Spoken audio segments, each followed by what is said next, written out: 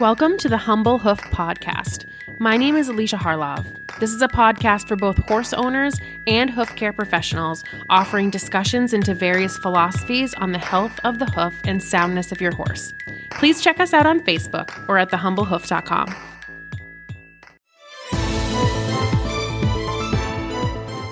Trying to choose the right supplements for the right horses often feels like a chore, and you have enough chores as it is.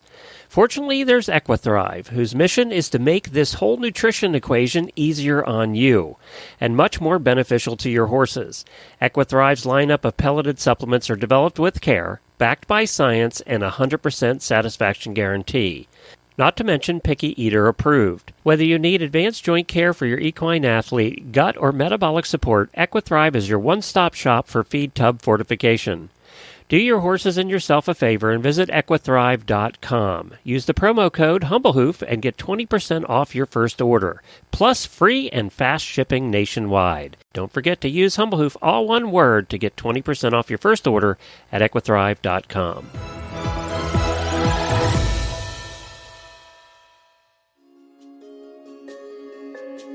A special thank you to our wonderful sponsor, Cavallo. For our Humble Hoof listeners, they are offering 20% off their Cavallo Trek hoof boots using the coupon code HRN at checkout. The Trek is the world's most popular and versatile hoof boot and Cavallo's toughest trail boot, while also doubling as an option for therapy or rehab. The front closure system makes it easily adaptable to various hoof shapes, and the TPU upper design allows for maximum strength while minimizing weight for the comfort and ease of movement for your horse. These are recommended by vets and trainers and also loved as transport boots by barrel racers, jumpers, dressage riders, and everyone in between. Again, for 20% off a pair of Treks, use the code HRN at checkout at cavallo-inc.com. Kendra Skorstad has been a Facebook friend of mine for a while, and she was even on the podcast before about burnout. I have been chatting with her on Facebook about a handful of different things when it comes to hoof rehab, and something that she and I discussed recently was the ethics of rehabbing these lame horses with owners that want to work them or keep them in work. This is something that I struggle with a lot, and something that I feel that I need to advocate for the horse over anything else. Kendra and I decided to take our conversation to the podcast, and while there's no real questions and it's a very off-the-cuff and a free-flowing conversation that's pretty candid, I hope that it brings up some considerations for both owners and hoof care providers when it comes to working on horses that have compromised feet or lameness issues. Well, thank you so much for being willing to chat with me today. I know, so a little context for listeners, since this is going to be a little bit of a spitball episode. Kendra and I were chatting on Messenger, and something that both of us, I think, struggle with, I know I struggle with, is coming to a horse. You know, you get called into a case that's a rehab case, whether they're lame or they just have very poor hooves or imbalanced feet or chronic hoof pathology or distortion with or without lameness. And, you know, we have owners that obviously want to improve their horses, but they own this animal that they have a desire to use and ride. And horses are expensive to own, and they're a very expensive pet. So, you know, we're kind of chatting about the ethical dilemma of the owners wanting to keep these horses in work and the hoof care provider having the responsibility of, you know, getting these horses comfortable and sound and improving their feet, and where we kind of draw the line with that. So thank you so much for being willing to chat on such a big topic so last minute. Oh, sure. I'm looking forward to it. Yeah, awesome. All right. So, I mean, first off, how often would you say you come to these cases where the owner's just like, what can I do to get back on my horse? Like, is this common for you? Yeah, I see it a fair bit because I do a lot of performance horse work. And so when we have new horses come into programs, you know, it's a little bit like, here's this horse that we bought and it's going and doing all these things. And they show me the radiographs and I see the horse and the feet aren't great. And they're like, well, we have to keep riding and we need to keep showing. And we have a show next weekend. And so, yes, this is a topic that comes up pretty often because they also really want these horses to be happy and healthy by their definition of what that is. And whatever I can do to help them, but also make sure they keep showing. Yeah, right. I know. And that's honestly something that I've always struggled with the performance horse world in horses on my books is it's hard because you understand that that horse has a job and they are expected to perform, but also I want to make sure that the horse, like I'm standing up for the horse. Yeah. And that's something that I really struggle with. So do you have a sort of protocol when you come to a new client and you're like, whoa, these feet need rehab? Like, do you have a way that you talk to the owner about that? Yeah, I start with documenting everything. I gather, whatever radiographs are available, and hopefully they're current. If they're not current, I ask for new ones. I take photos of everything. And if I need to, I mark them up just so we can establish a baseline. And it gives me something to be able to communicate to the owners with about, in terms of like, how severe a hoof morphology might be, right? Like, are the heels actually sitting on the ground or do we have some clearance, just for an example. And I can talk to them a little bit about, the limits of what I can do at each visit and talk to them about what their goals are and how can we find, hopefully, a middle ground. Because I find that I've been really lucky with some really amazing programs and wonderful people that we can give them that space to be able to make some changes to help improve as much as we can with the feet, as long as it doesn't degrade or detract from performance.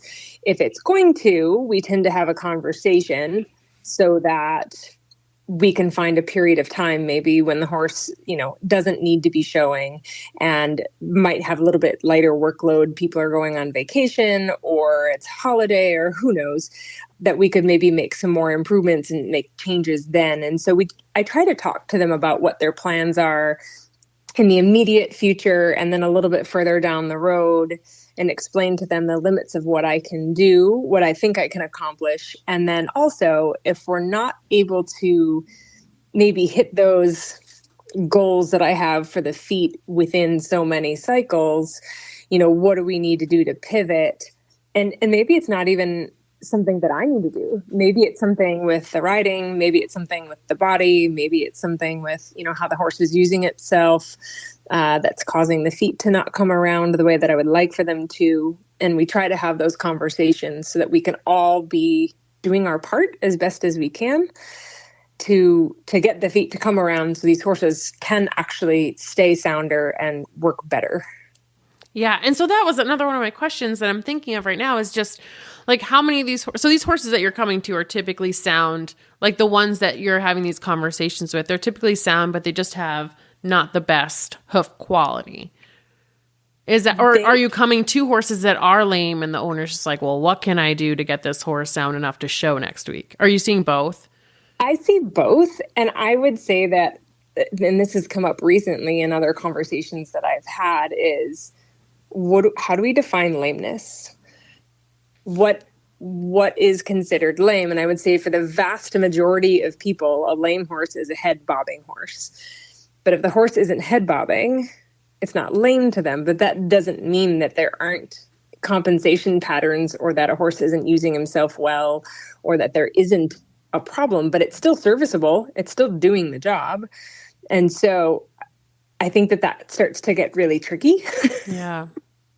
and careful wording is always important. And mindfulness, right? Like they've usually spent a lot of money on these horses. And then to be told like, well, it's not moving right and its feet are a mess and you should just let it sit for 3 months so we can help it is not typically what they want to hear. Yeah. Yeah. And honestly, I think that's what I struggle with the most too, is that, horses that are not moving properly, they could be headed towards an injury or a lameness that then is going to be whoa, we need to stop riding for 6 to 12 months because there's a soft tissue injury because we didn't address the biomechanics 6 to 12 months ago.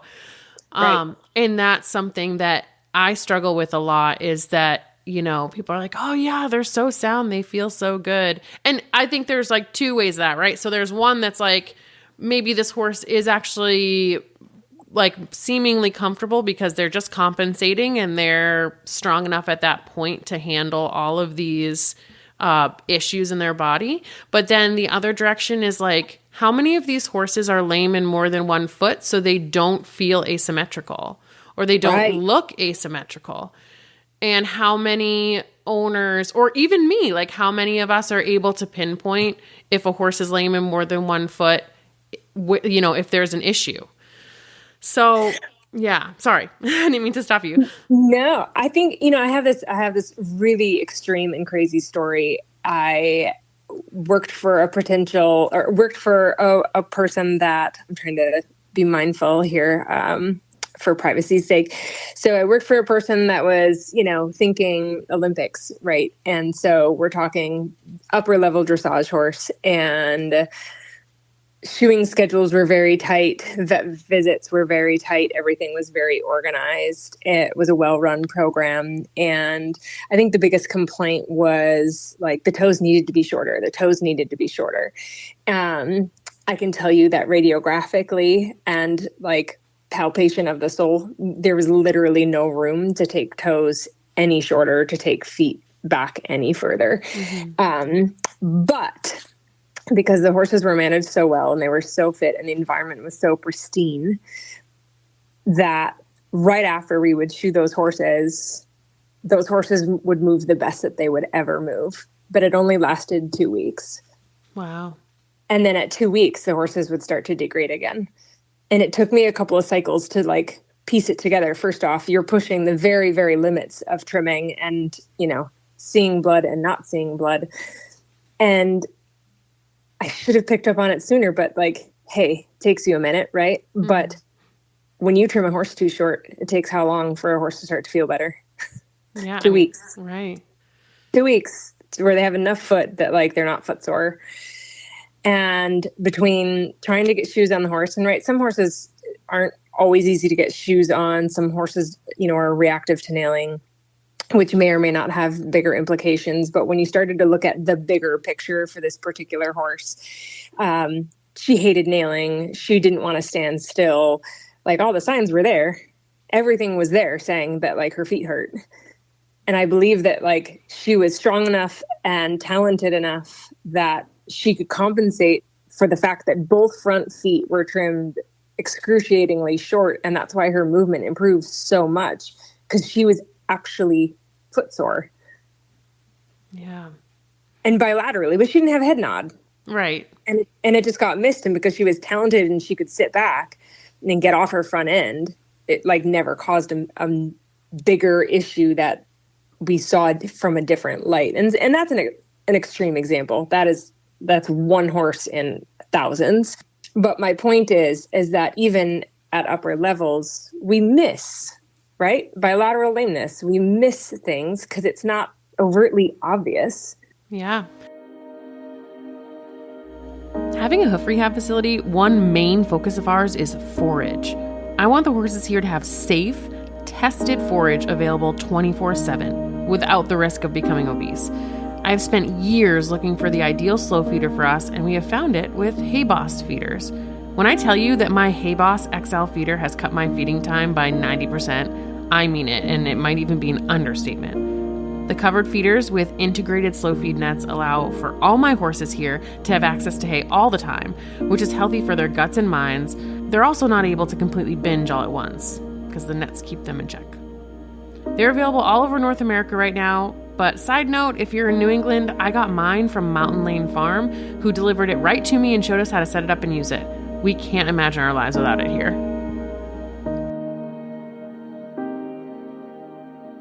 Yeah, and so I think I'm not the most confrontational person. I struggle a lot with these conversations, especially when it's kind of giving bad news or not such good news to an owner. Or the hard part is like, we're not vets. We're not, diagnosing anything. We're not trying to, take over that part of their care, but it is our responsibility to point out if we're seeing issues in the feet.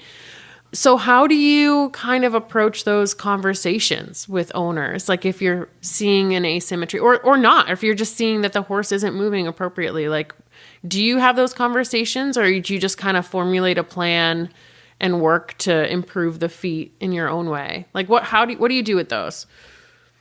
Oh man, I'm with you. I really hate hard conversations. Yeah.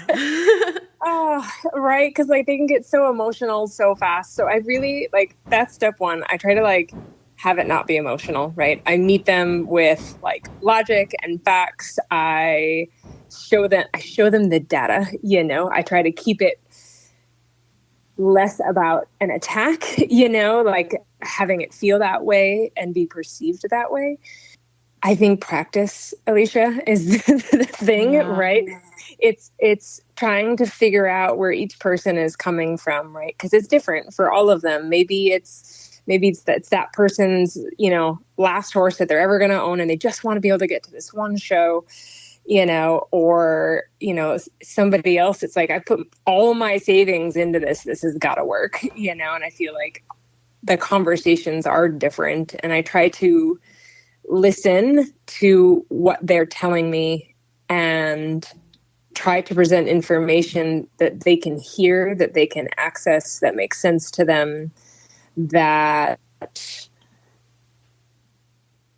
not that I try to like Pollyanna it, but make it not sound so dire, but also be honest and realistic about the situation. If the horse continues to have a negative palmar angle and a broke back hoof pastern axis, your risk of injury is exponentially greater.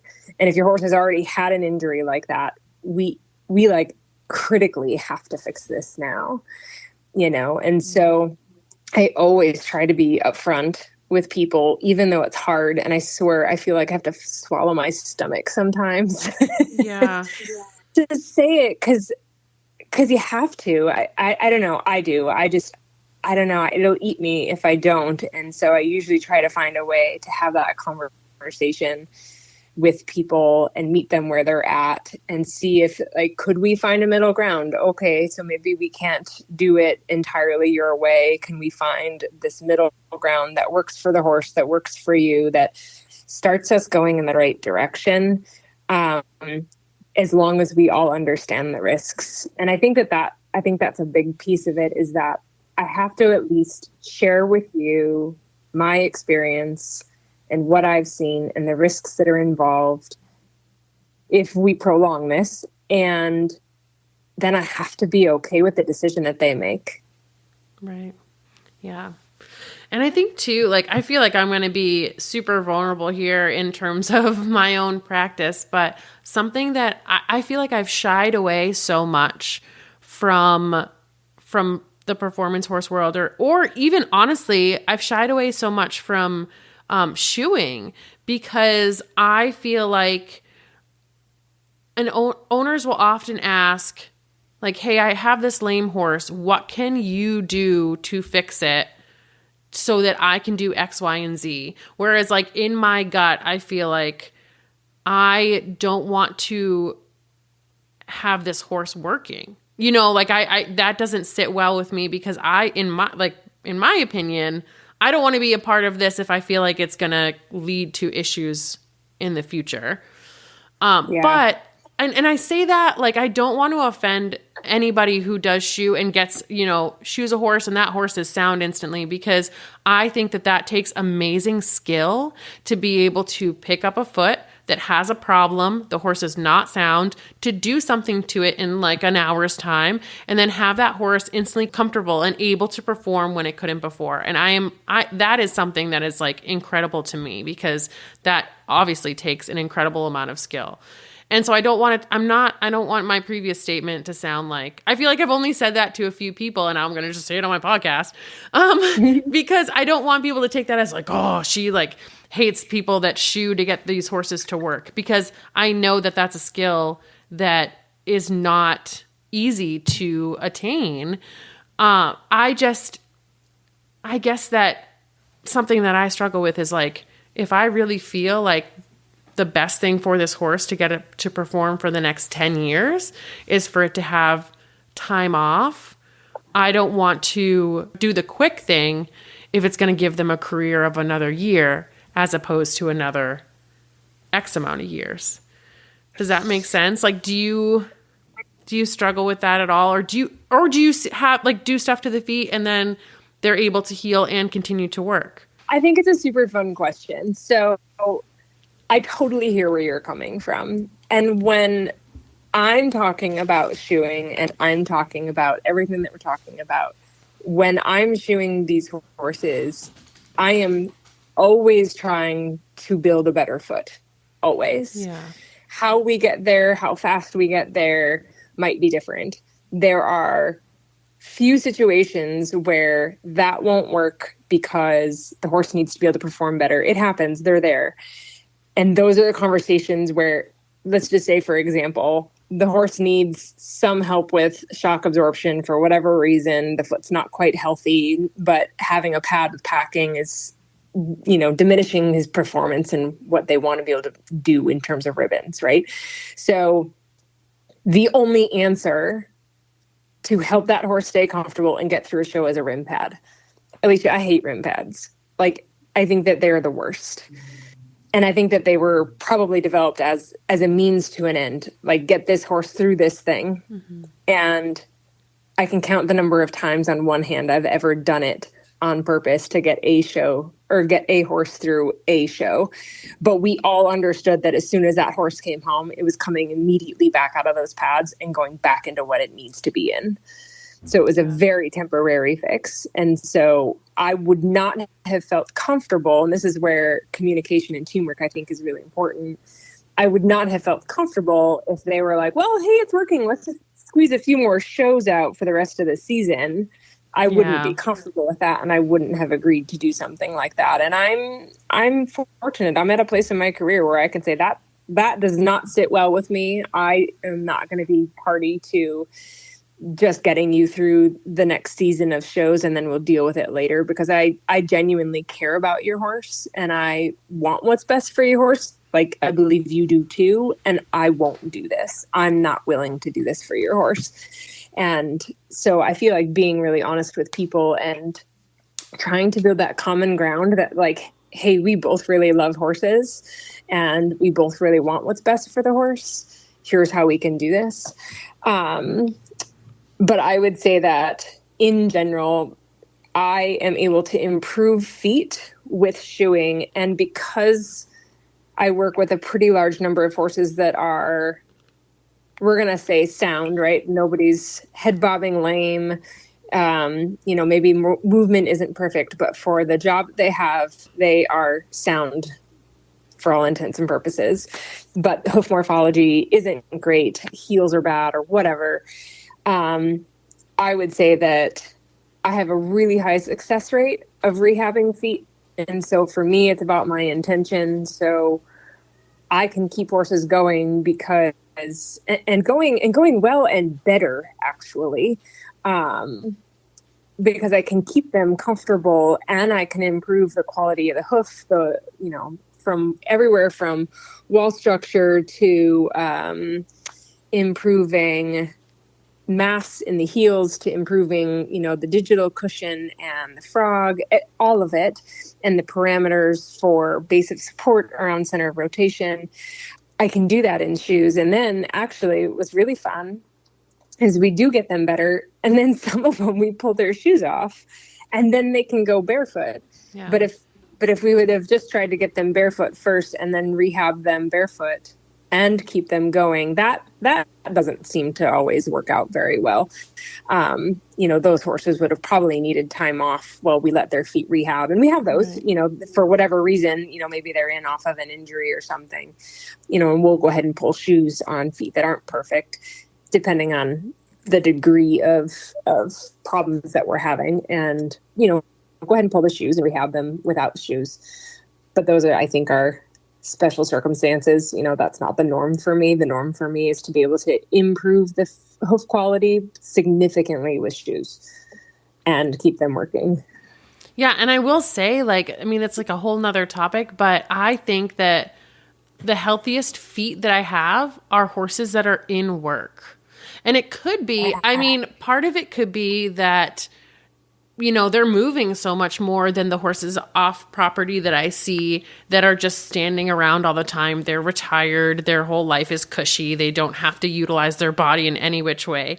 And then, you know, their feet are kind of like junky, you know? And then the horses that I have that are like, oh my goodness, we ride, you know, we'll trail ride for 3 hours on a Saturday, and then we'll do ring work for an hour on a Monday. And then, you know, they're like cross training and doing all this stuff. Like they have consistently better feet. And so I think there's something to it too, that, you know, as long as a horse is sound, I'm never for advocating for riding a lame horse or working a lame horse, that those horses typically have better feet if we're working to, I guess, I don't even know how to say this. Like, obviously we all know horses that are in work that have terrible feet, and part of that's, you know, diet, part of that's like cycle length, part of that is farriery and what's going on their feet, and how the hoof care provider is looking at their feet.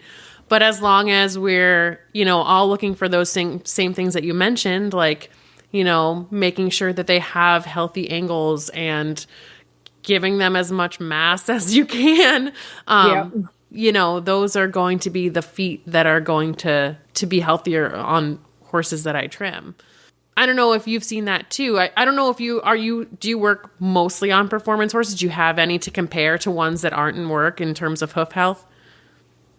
Yeah, I've got a good handful that are not performance horses, and I think I see a little bit of all of it. I have a handful of like eventers that, like, towards the end of the season, after they've been, you know, working all season and, you know, doing dressage and doing their stadium jumping and running cross country, you know, that despite what we do, I do feel like sometimes the feet really do pay a price, even though those horses are sound. You know, I do find that sometimes those things struggle towards the end of seasons.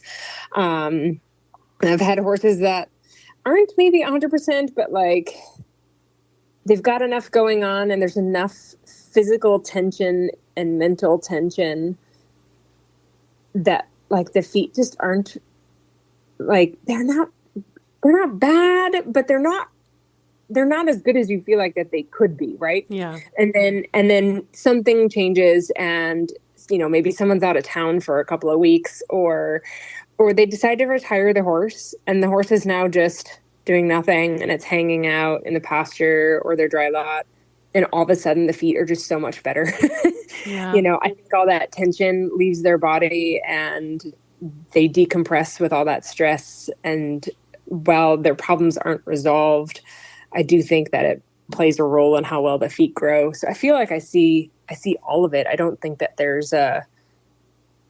could say that there's any one box that they all fit into, but I agree. If, like, generally, if they've got good, healthy bodies and minds and feet, the horses that are working look way better.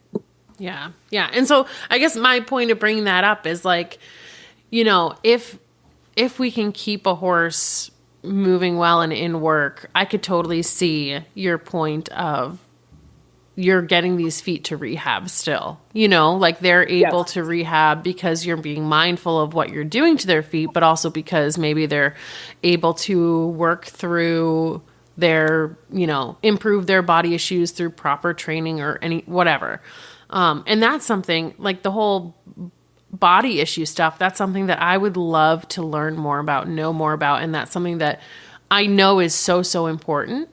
And I just haven't explored as much in terms of, you know, straightness training, thoracic sling work. And it's stuff that I've worked with others to do, but I haven't, you know, kind of jumped on it to do it myself.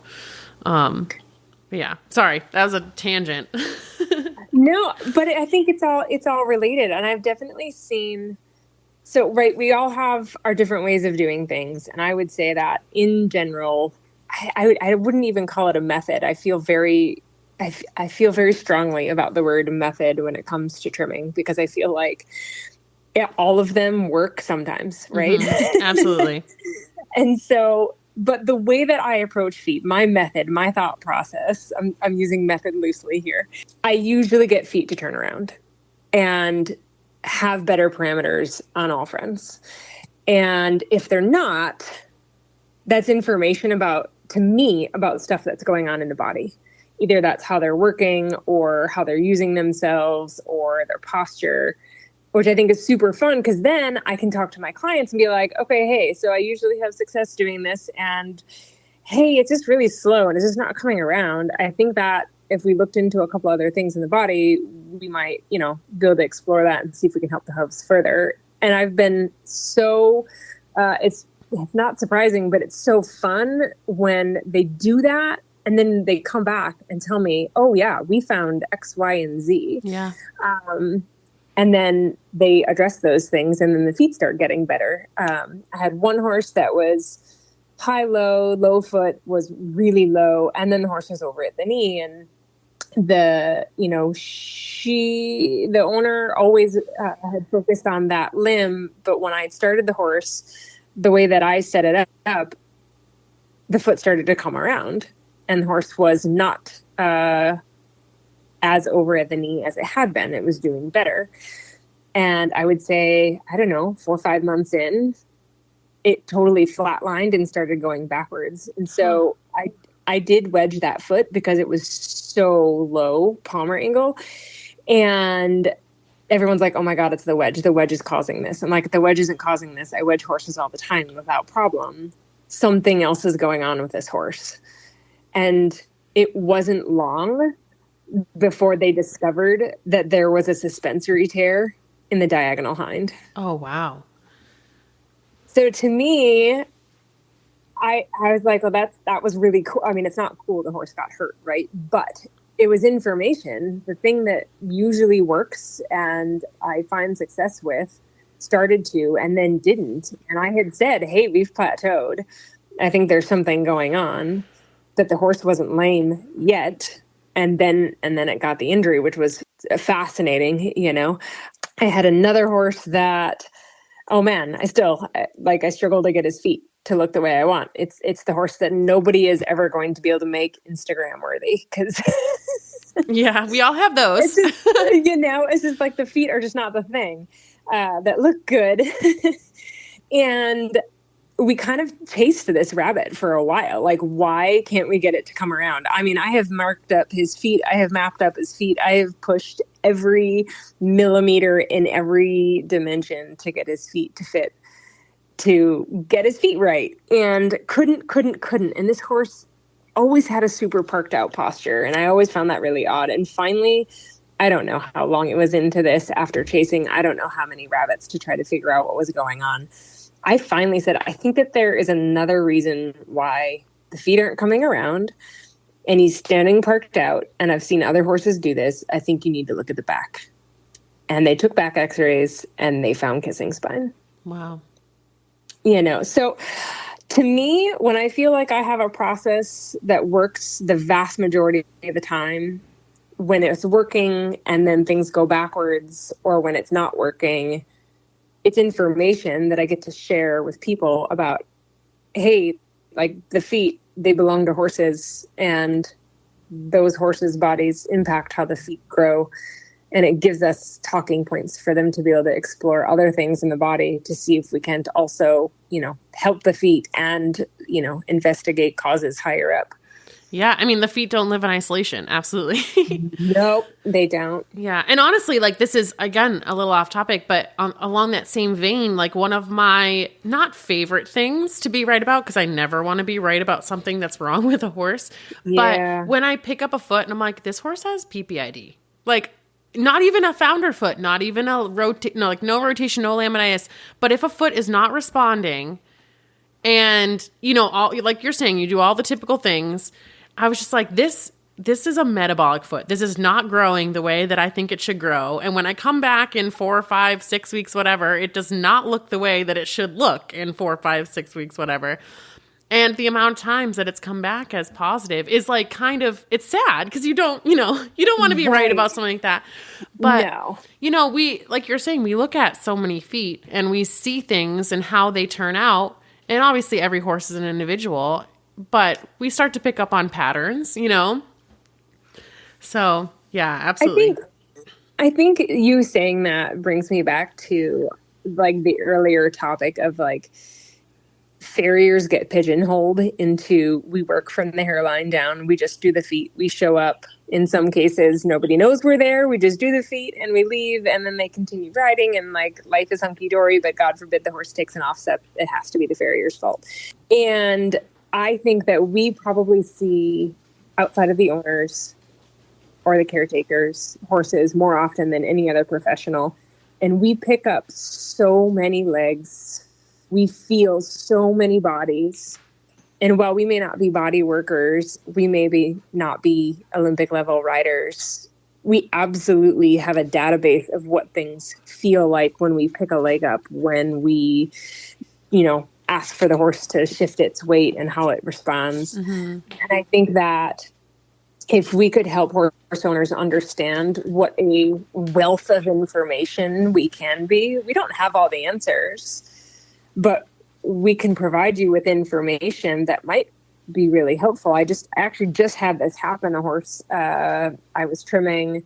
He's a quarter horse. He can be a little bit stiff on occasion, but this day he was ridiculously stiff behind, like abnormally stiff. And the owner was there and he was struggling. He was actually like, the limb was trembling just a little tiny bit. I was like, and he wasn't lame, by the way, and he was totally fine in every other regard. I was like, I don't know what's going on, but this feels like this. I would keep an eye on him. And within 24 hours, his legs had swelled and He developed a fever and had anaplasmosis. Oh, wow. And so I think that we're like these little boxes of information, and it would be really cool if owners would be willing to listen, not to say that we have all the answers, but sometimes we can provide context. Sometimes we can provide additional information about how something feels that could be helpful for them. Yeah. Yeah, absolutely. And honestly, I feel like we could do like a whole roundtable podcast episode of like, what are some things that you notice in horses, like even there's been a few times, probably more than a few times that I've we run our hands down horses' legs all day long. And I've found soft tissue injuries that the owner had no idea about because I run my hand on the leg and I'm like, oh, have they always had this swelling here? And they're like, what swelling? It's like, well, this isn't a normal suspensory area, that scratches. I get scratches a lot. Like, hey, I think you've got a little scratches here. Oh, we didn't notice. I'm like, okay. Yeah, exactly. Because we're just, that's all we do. My eyes are like on the distal limb all day long. Yeah. So yeah, I totally get that. Yeah. And I know we kind of like veered off the topic a little bit. But in terms of, obviously I feel like we could talk forever, but something that kind of like round out the conversation and kind of bring it to a full circle is like, if we're talking about the ethical implications of getting these horses back in work and rehabbing feet while they're in work or on rest, what are some things that we can do to kind of like push the industry to consider that and also, kind of think about the horses first? Like, have you kind of thought about that in terms of this topic? I think about this all the time. Because I actually believe the power is in the hands of the horse owners, right? Yeah. They're the ones that pay the professionals. They're the ones that have the horses. And, how do we advocate so we can have better hoof care? And how do we get the team on board for the horse? And so to me, it's one, finding common ground. We all are doing our best for the horse. And then I think we need to have an ethical framework in place where we identify what the problems are.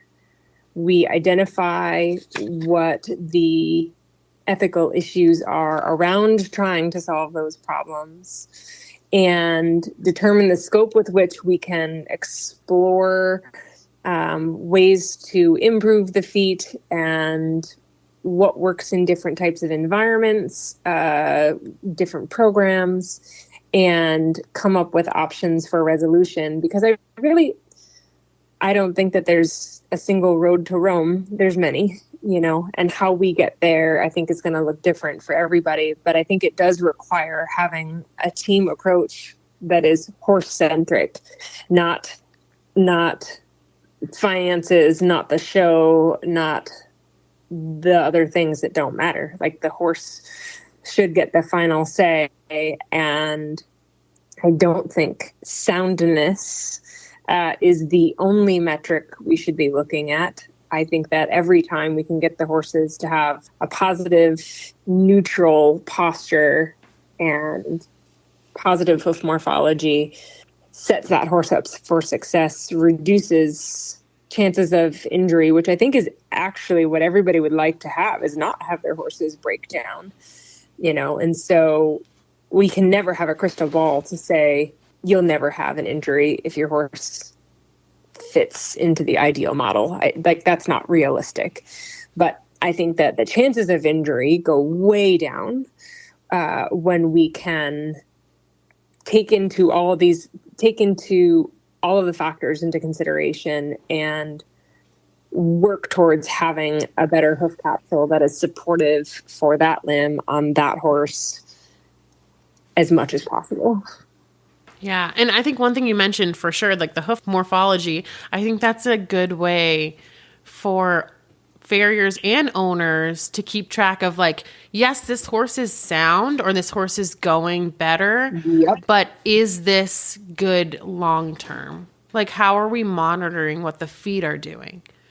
Right. And that's like a whole nother podcast, but for me, it's taking photos, marking them up so that I can provide people with data points and just a way to track changes. Like, did what I do work for that horse? Yes or no? And okay, cool. So that's information. How do we work from there? How do we help it? Because yes, that horse may be sound, but the feet may be terrible. And this, to me, also, sidebar, rabbit hole, is that it's really hard because horses don't just immediately break if they have a negative palmar angle. Yeah. They don't. They're so good at adapting, and they've got such an incredible adaptive capacity that they're really good at hiding it. They're really good at continuing to do the thing that we ask for them to do because they're incredible, right? And I don't know. I feel like, yeah, that's like a whole nother rabbit hole, but soundness, I think, is a huge deal. But I really believe that having a foot that is set up for that limb, that is as close to neutral as possible for that limb, right? Because neutral is defined by a lot of different things, and we have our ideal frameworks, but like it is different for every horse. And I think trying to get the horse to that, to use their body as efficiently as possible, to have less stress and strain on the soft tissue, to make it easy for them to do the thing that they do, is more important than the immediate, but the horse is sound and going. Right. Yeah, absolutely. Awesome. I memean, like you said, I feel like there's so much to discuss on this topic, and I feel like we could talk forever. But I know we're approaching like the, 40-minute mark or whatever. So I want to be mindful of the time too. And thank you so much for being willing to chat about this. And hopefully it opens up more of a conversation and just more of a consideration for owners to look at, how are they assessing their horse, and are they setting their horse up for long-term soundness, or is it like a quick fix for performance? Because that's something that I think is important for owners to consider, not just farriers and hoof care providers. Yeah, for sure. And I think that in this day and age, there's social media is one of those double-edged sword situations, right? Like, we have information at our fingertips. There's almost no reason we can't be learning how to do better. And sometimes learning to do better means that we have to address the fact that what we were doing wasn't the most serving for the horse. And it's hard to lean into that uncomfortable space where we go, gosh, I don't know enough, but I know enough now to say what I was doing wasn't working, and there's a better way. Yeah, absolutely. Awesome. Well, I would love to, continue the conversation and maybe chat a bit more with you on some other stuff. So, thank you so much for being willing to do this today. And sorry it was so last minute and, off the cuff, but I really enjoyed our conversation. Yeah, me too. Thanks for having me. Awesome. Well, I hope you have a great rest of your weekend. All right. Sounds good. Have a good one. You too. Bye. Bye. I always say that I'm slightly more hoof obsessed than the average person, and chances are, if you're listening to a hoof care podcast, you are too. So we should probably be friends. Feel free to find me on Facebook or email me at thehumblehoof@gmail.com.